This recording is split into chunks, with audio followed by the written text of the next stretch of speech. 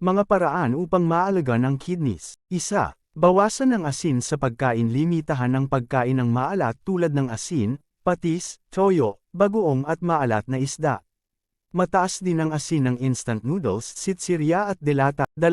Limitahan ang protina sa pagkain. Alam ba ninyo na ang pagkain ng sobrang protina, tulad ng karneng baka, baboy at steak, ay nagpapahirap sa kidney? Totoo po yan. Kaya nga ang mga may sakit sa kidneys ay nililimitahan ang protina sa pagkain. 3. Gamutin ang high blood pressure kapag mataas ang iyong presyon sa 140/70.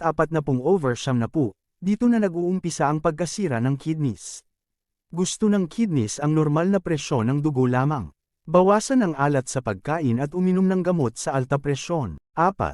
Gamutin ang diabetes. Napakasama ang naidudulot ng diabetes sa kidneys.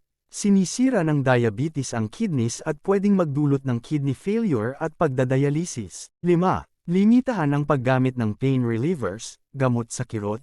Ang mga pangkaraniwang pain relievers tulad ng mefenamic acid, ibuprofen, at mga mamahaling pain relievers tulad ng celecoxib, ay pwedeng makasira ng kidneys. Isang paalala para sa ating kalusugan. For more videos please like, share and follow.